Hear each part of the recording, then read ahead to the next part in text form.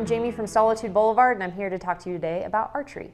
So archery is one of my biggest passions, but I didn't really know anything about bows or archery types of products growing up. So my exposure to archery really came from my husband, Gary. And Gary is an avid bow hunter and recreational shooter, but he taught me really the foundation and the fundamentals of shooting, which led me into my success as a bow hunter. So I want to share with you really the basics of archery. Archery is a really fun hobby to do with friends and family.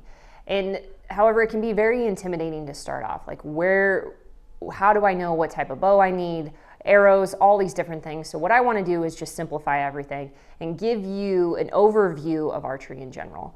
So we're going to talk today about bow terminology. And there's different types of bows out there, including compound bows, crossbows, which crossbows are more used for bow hunting specifically, as well as recurve and longbow. So today I want to talk about compound bows specifically. So this is a bare bow, meaning there's no accessories on this bow, but I want to talk about the components of the bow because most of these are pretty consistent when you talk about longbow or recurve as well. So starting off, all compound bows are going to have a riser. And this riser is actually, think of it as the backbone to the bow. And connected to the riser, you actually have a grip, this is obviously where you'll grip the bow. And we'll talk later about fundamentals and how a grip can be extremely important for accuracy futuristically. And also within the riser, it actually connects to these ends, which have the limbs. And the limbs then connect to the cams. You can see these wheel-looking things at the end of the bow. These are actually the cams. And the cams are responsible for converting that energy from the string to your arrow and ultimately projecting that arrow out. Now, over the years, cam technology has advanced to where your draw cycle, when you're drawing back, it provides more performance and energy, which ultimately can lead to more success. So, talked about the riser, the limbs, and the cams. And obviously, bows are going to have strings, right? So we have strings and cables.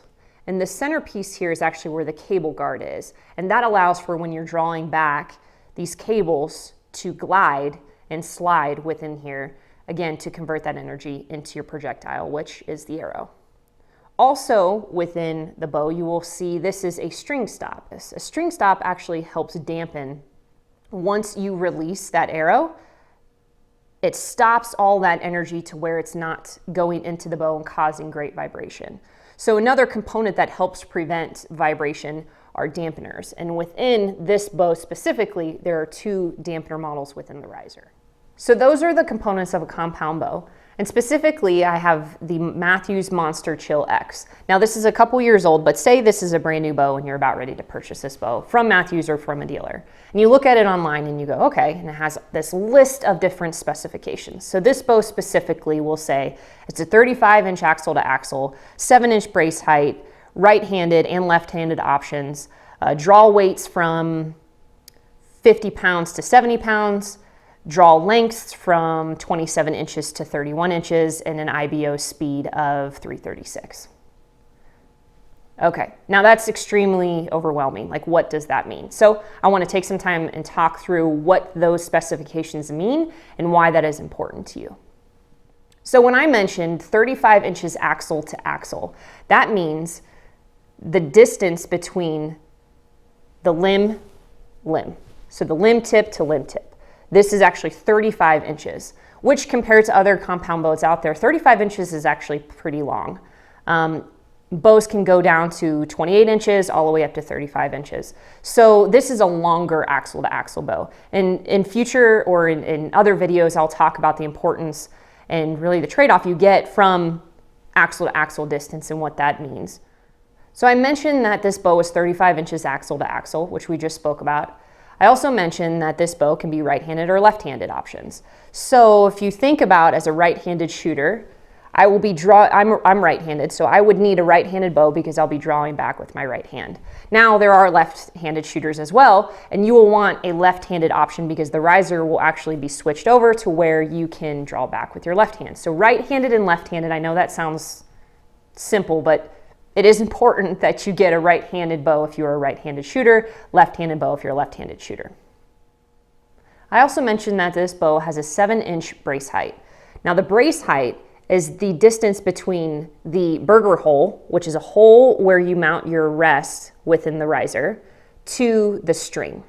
Now, I'll get into more physics about archery later, but that is the brace height. The brace height usually relates to speed. So brace heights can go from 5 inches to 7 inches. 5 inches is obviously a shorter brace height, which then translates into a faster bow. This being a 7-inch brace height, this actually is a little bit of a slower bow. Other than brace height, the other specification I mentioned within here are the ranges from draw length. So I mentioned that the range could be from a 27-inch draw length to a 31-inch draw length. Now, what does that mean? So draw length is actually the distance, you almost say your arm span or wingspan, whatever you want to say, the tip of your middle finger to the tip of your middle finger and more of a relaxed. You don't want to stretch out, but it's more of a relaxed, so you would measure that and divide it by 2.5. Now, you don't have to memorize all this stuff. This is just for your knowledge. But when you go to a bow shop, they will measure your draw length because knowing your draw length is critical. If you get a bow that does not fit your draw length, you will hate it. Not only is it dangerous, but it also is not going to be fun because it will prevent you from being accurate, it will prevent you from being comfortable, and overall, draw length is pretty critical when getting your first bow. Another specification I talked about within this bow was draw weight. Now, this bow could be options from 50-pound limbs to 70-pound limbs. So what does that mean? So 50 pounds to 70 pounds. Now, this, because it is a dealer bow and is more, I want to say it's a higher end elite bow, they actually are in 10-pound increments. But draw weight, let's talk about draw weight specifically. Draw weight is really the amount of weight that you are drawing back. That is also pretty critical because if you've never drawn a bow before, I do not suggest you grabbing a bow and drawing back 60 pounds or 70 pounds. That is dangerous and not fun either. So there are bows out there, more beginner bows and ones that we can talk about later, that have a range of draw weights from 20 pounds to 60 pounds. And that's really nice for youth, and that's really nice for people that are just getting into archery. But draw weight is very important.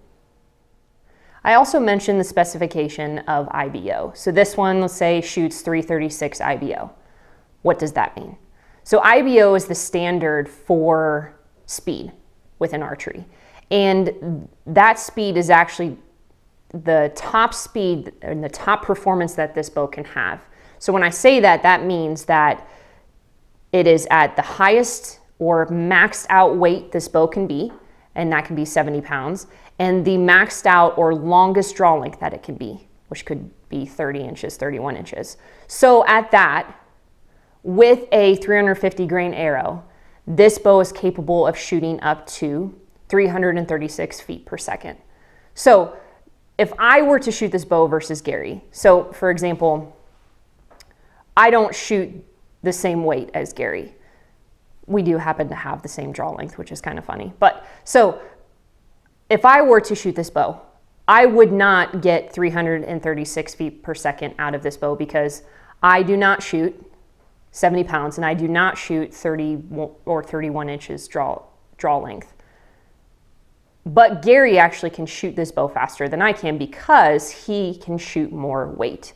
So later I'll talk about the physics of archery, but overall, that is what IBO means. Consider that as a gauge for how fast this bow can shoot in its overall performance.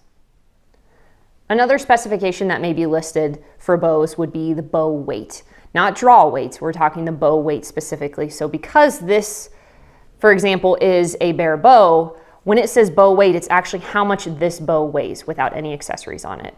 And that's something to consider too, because you are going to be putting accessories on it and you are going to be adding weight. So bow weight is something you want to take into account as well. So those are the overall specifications that are mostly listed when you are researching and searching for a bow. But like I said, this can be intimidating, and I don't want you to be intimidated because anyone can get into archery, and it is a very, very fun hobby to do with friends and family, like I said. So if you're interested or want to even brainstorm different options for your first bow purchase, don't hesitate to reach out to me. There, we can set up a personalized coaching call to where I can talk through what your budget is and what you're looking for, and we can set you up with a product that works for you. For more educational content, subscribe to my YouTube channel and follow me on Facebook and Instagram. Check out more information, including blog posts and product recommendations at solitudeboulevard.com.